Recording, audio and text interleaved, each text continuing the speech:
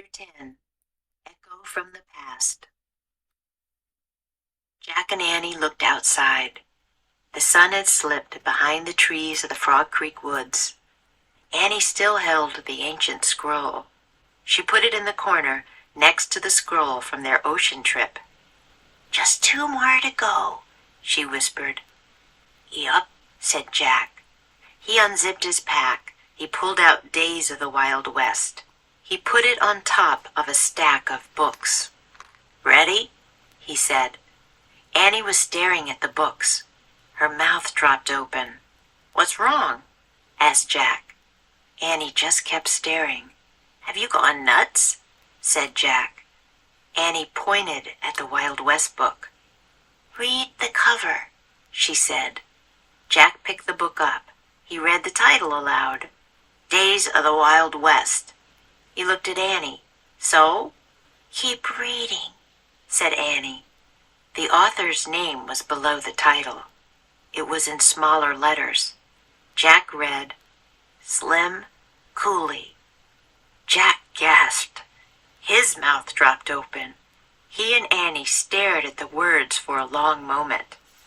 "Oh, man," whispered Jack. "We were using Slim's book. The book he wrote after he left us." Jack and Annie shook their heads with wonder. Jack opened Slim's book. He looked at the title page.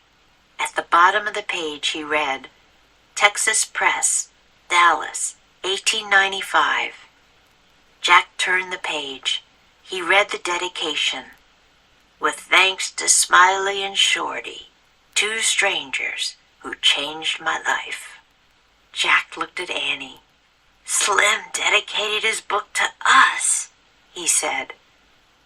"Yup," said Annie. She smiled. Jack placed Slim's book back on the stack of books. Then he and Annie left the treehouse and climbed down the ladder.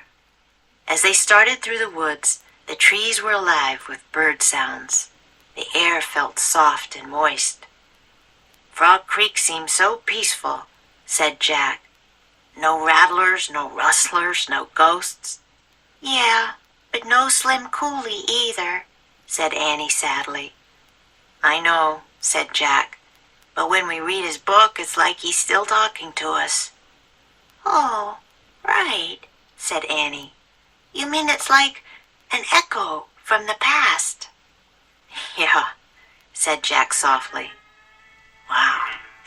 Just then, out of the blue, a voice called, "Jack! Annie!" "It's Dad," said Annie. "Coming!" she and Jack shouted. Then they ran all the way home, through the long shadows of the setting sun.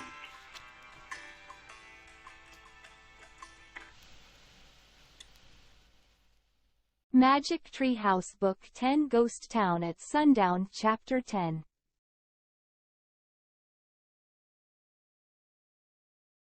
Mouth drop. His mouth dropped open. Keep reading. Shake one's head with wonder. Jack and Annie shook their heads with wonder. At the bottom of the page, he read, Place on. Jack placed Slim's book back on the stack of books. Out of the blue. Just then, out of the blue, a voice called, "Jack." Annie. All the way. The setting sun. Then they ran all the way home, through the long shadows of the setting sun. Practice makes perfect,